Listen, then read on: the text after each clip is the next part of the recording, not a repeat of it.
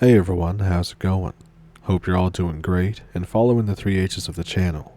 And in this video, I have some pretty crazy encounters, and I got my cat purring.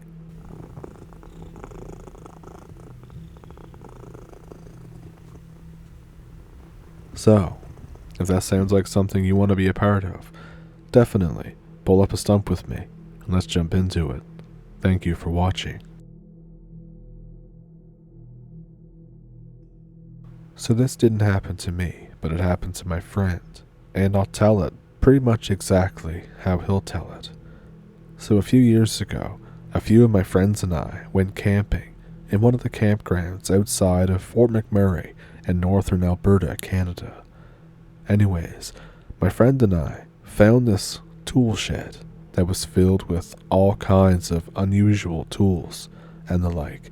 This was one time on one of our exploration hikes in the afternoon. Late at night, we all figured it would be a good gag to claim that all kinds of sensational things were in there and to check it out. So we all went there, but it was pretty dark.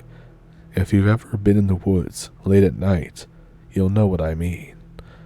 We only had one flashlight, so we gave it to my friend who found the tool shed, who was leading the entire group, and we locked hands with one another so we didn't get separated. We walked single file to stay on the trail. I could only really make out what was in front of me in the direction of where the light source was. I assumed that I was someplace in the center of the line and was holding the hand of this girl named Marley, who I had a huge crush on at the time. Now Marley was about 5 feet tall and quite skinny, but during this, her hands were unusually small. They felt ice cold and wet for some reason. At the time, I just blew it off as that she had clammy hands, or hopefully, maybe, she was nervous about holding my hand because she liked me too. I could barely make out her outline, the outline of a person about 5 feet tall. Nobody else was that small except her, so it had to be her. After a few minutes, though, of walking up the trail, I feel her tugging at my hand lightly. I passed it off as her falling behind the group and trying to catch up, but as time progressed, she started tugging on my hand harder and harder until I felt like she was trying to drag me away and separate us from the group entirely.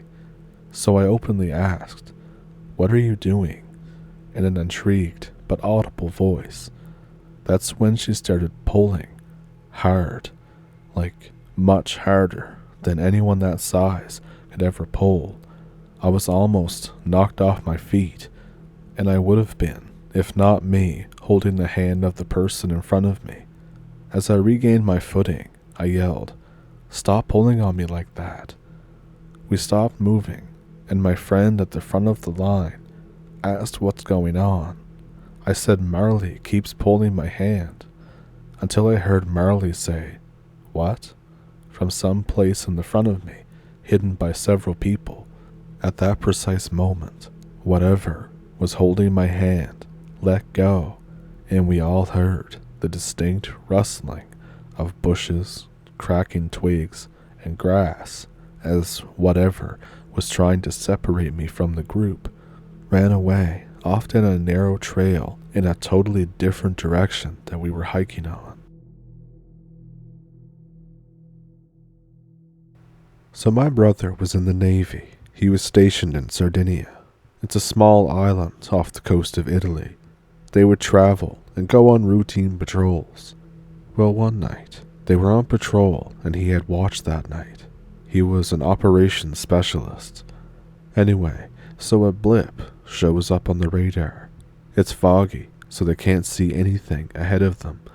Someone points it out to the captain, and he looks through the thermal scope and sees nothing. The captain asks if they're sure that the radar is working, and he's told yes, but he can't see anything. So the blip comes closer and closer. After a few minutes, they see an old rusted ship float in front of them. There's no one on deck, but the lights are on. Everyone gets kind of freaked out. Using the regular scope, they just see it as an empty deck with no sign of anyone. The captain looks at it through the thermals, and nothing at all pops up. This is even though everyone can see the ship. So the captain tells everyone, "Everyone, this is your first ghost ship. Congratulations."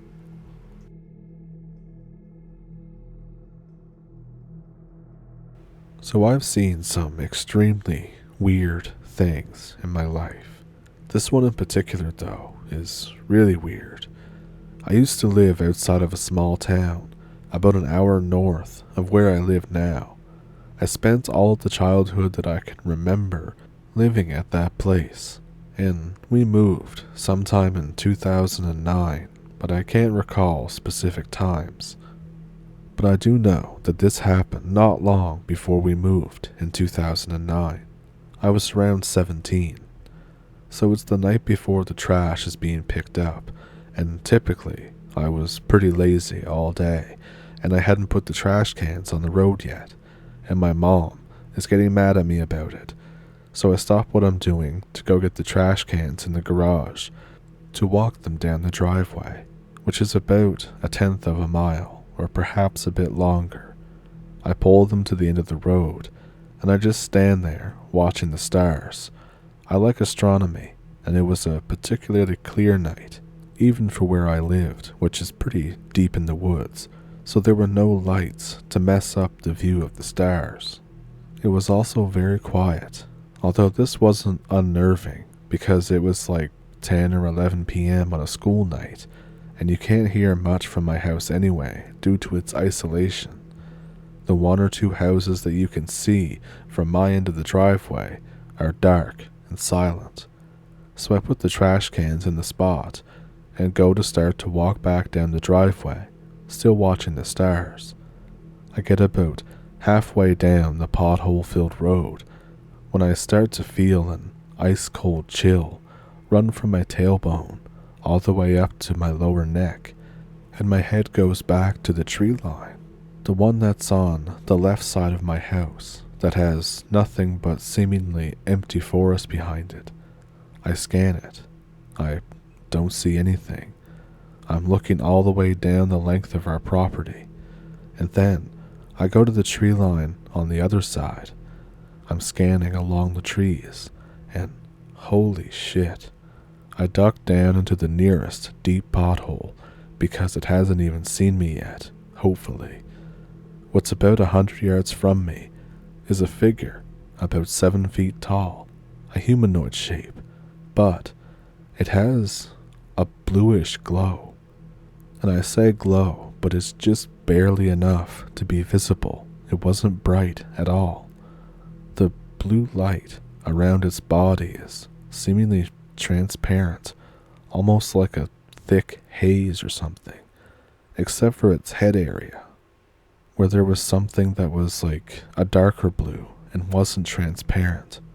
I watched it silently for about 30 seconds. It didn't move. It didn't make a sound. It just looked in my direction and seemingly watched me back.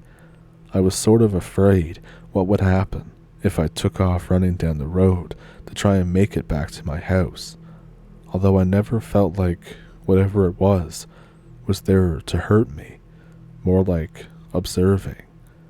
After 30 seconds, it just sort of fades back into the woods without turning or moving any body parts. It just slides backwards into the thick trees.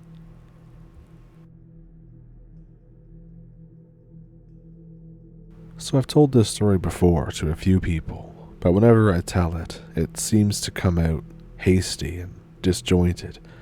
It's a story that's intrigued me since I was about 12 years old. It's not my experience, though. I've never had one. So when we were kids, my dad managed to get in touch with an old friend who had moved to a rural part of Scotland, a place in Ayrshire, and they'd been keeping in touch for a while, and then my dad decided that we would go visit them for a weekend. I'd never met these people before. The mother was a nurse. The man who my dad was friends with was a mechanic. They had 2 sons, one an older teen who I hardly ever saw, and a kid that was my age. So, me, my brother, and this kid spent most of the weekend together. There was some old, circular grassy area near his house with some large rocks. It looked honestly like a miniature Stonehenge. We hung out there for a while, and he told us various rumors that people had seen super creepy things there, from paranormal stuff to supposed big cats, panthers allegedly, and my older brother was making fun of it. He then said that his dad told him a story of a man that was made of wood or something. We're going back 30 years, but we were laughing and making fun of him. Anyway, we went back to his house and had dinner. We were playing video games while the grown-ups had drinks and stuff. His dad came into the room a few times. The drunker he got, the jollier. Then he came in and was telling us to switch off and get to bed.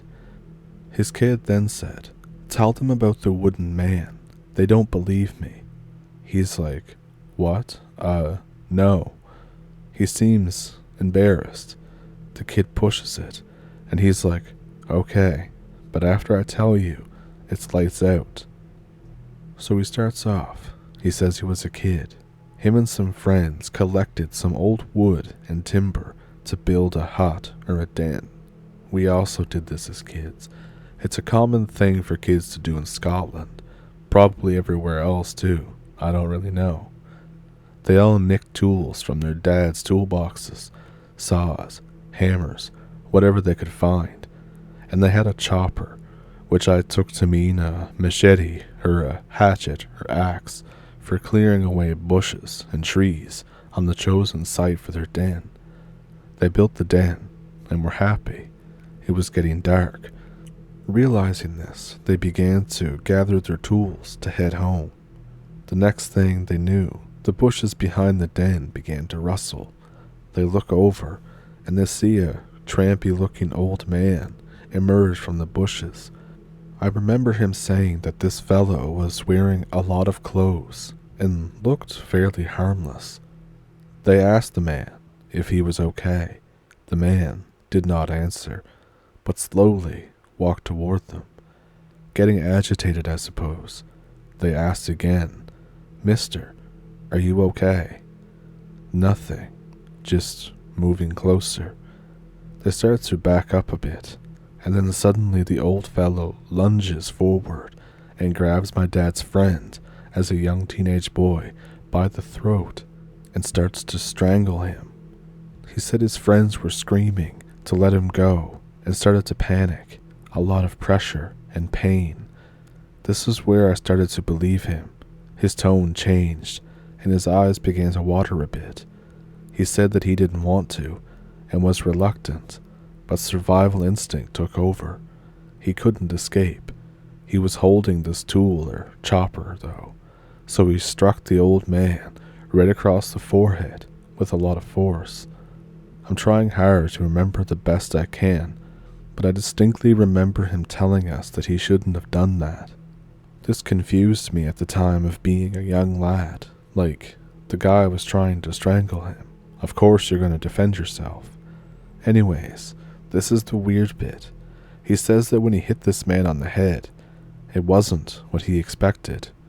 He said his head literally splintered like a tree would if you hit it with an axe. Splinters of wood popped out in all directions, and there was no blood, nor did the man react with any kind of pain, but he did let go. They ran off. He said he looked back as they were running.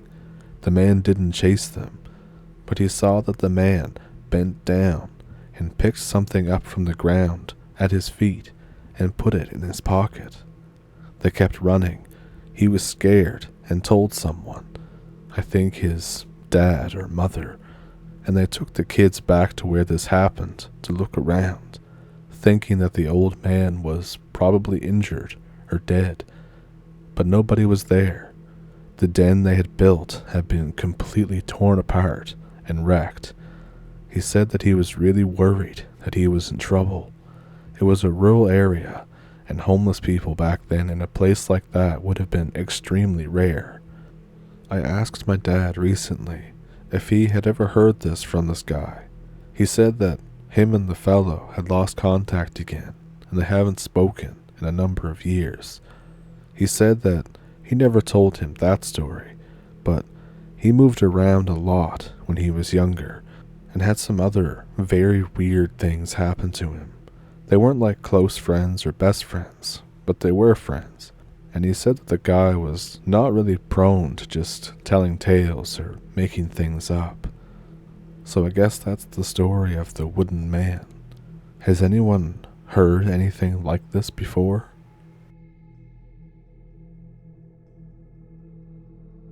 At the time of this story, I was a U.S. Marine on the East Coast. And by this point, I had been in the Marines for 4 years. I had never seen combat myself, but many people on my team have. Regardless, I'm in a relatively senior team on my unit. Very well trained, well disciplined guys. So one day, we get a mission. It was nothing fancy, just a force and readiness exercise on our base. It's a recon mission. Think basically meandering in the woods, gathering intelligence on the enemy, our main mission set. We spend the whole day preparing to leave, as usual, and we finally leave in the middle of the night. The entire patrol, I have this weird feeling inside me. Nothing bad at first, but different than I'm used to.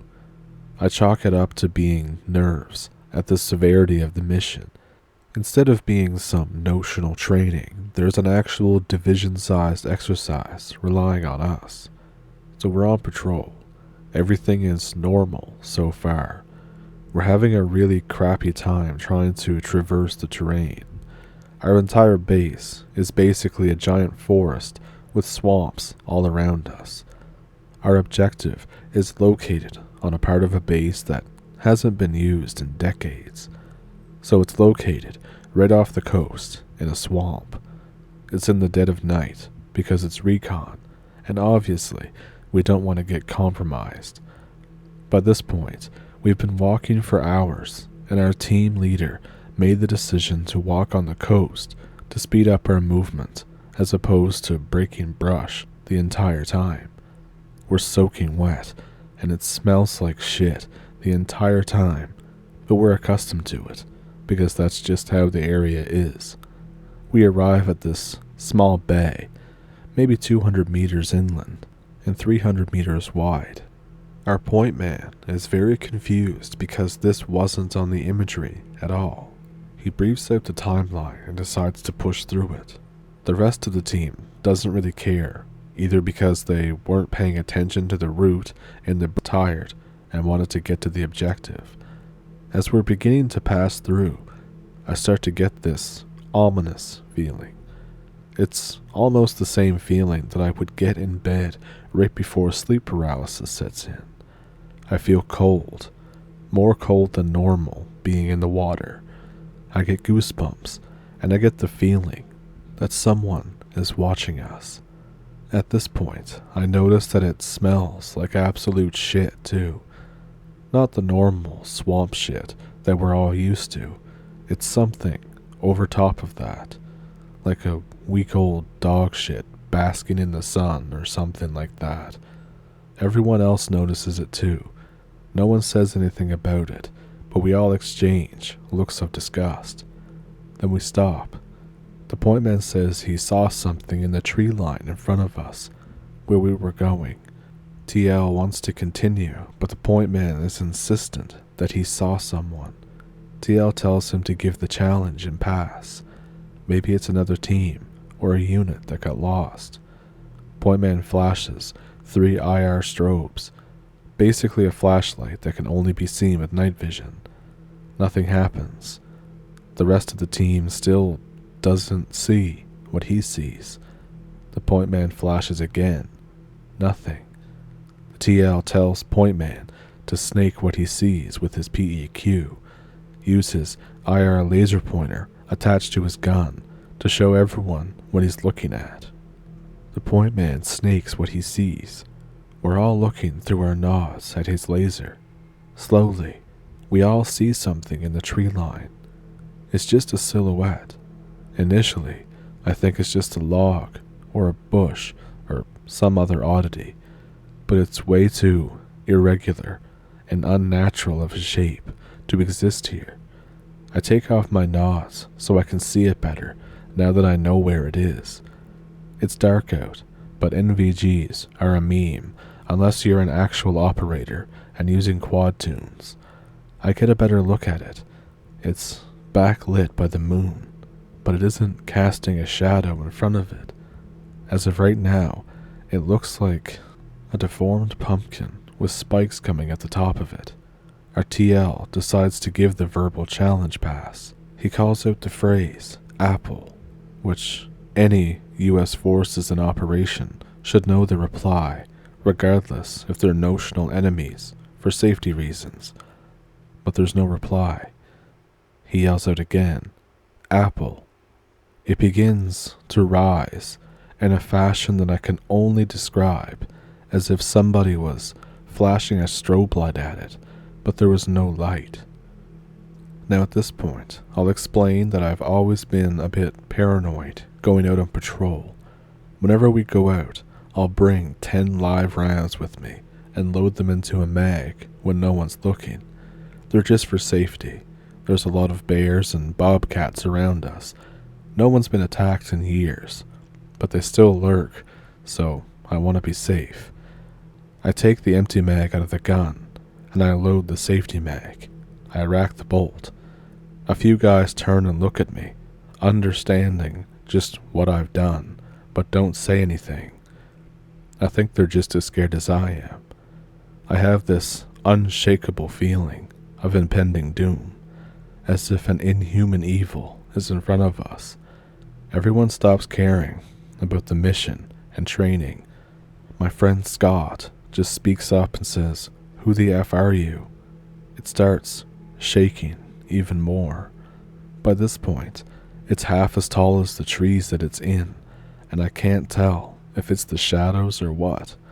I don't think any of us could rationally think at this point. I push my way to the front, getting ready to shoot. All my rational thinking about getting kicked out for shooting live rounds on a training op is out of my mind right now. Before I can shoot, the thing just vanishes. I mean, not like move, not that I looked away and it was gone. I mean, my eyes were locked on it the entire time, and it just disappeared. Everyone on the team is visibly and audibly distraught. There's whispers, WTFs, what the hell is this, all around. Our formation has gone to complete shit, and everyone is just looking around, turning their white lights on. And then we hear it. Imagine a mix between an animal dying mixed with nails on a chalkboard, but the sound is somehow all around us. I don't remember if our TL told us to, or if one person started running, or if it was just an unspoken collective decision, but after hearing this unearthly noise, everyone just started sprinting back the way we came. We got out of the water and booked it into the nearest road that we could find. The entire time, this noise was following us. When we finally arrived to the road and were in an open enough area that we could get comms with our ROC headquarters, we just lied and said that we were passively compromised and that the enemy had found us. I remember looking back into the forest before our extract truck arrived and seeing the same silhouette just standing there, watching us from deep within the trees. We were on a hardball road, now with civilian traffic. Every time a car passed our single line of sight, I expected it to disappear again, but it never did. Finally, our extract arrived, and we were loading in, and we got the hell out of there. No one spoke to our command about what happened that night. We all agreed on the same story in the back of our 7-ton while riding back. We were patrolling, and we were compromised, and we ended our mission. Our battalion was pissed at us because we failed the mission and said that none of the opposition force reported finding anyone in that area, but we stuck to our story. We knew that nobody was going to believe us.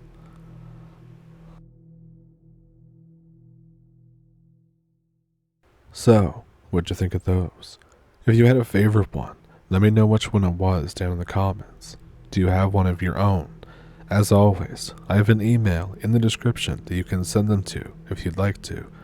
Down there as well as a PayPal and a Patreon if you would like to support the channel that way. And of course, super thanks here on YouTube. But as always, just watching the video, liking and subscribing is great too. And with that, I think I will see you in the next one.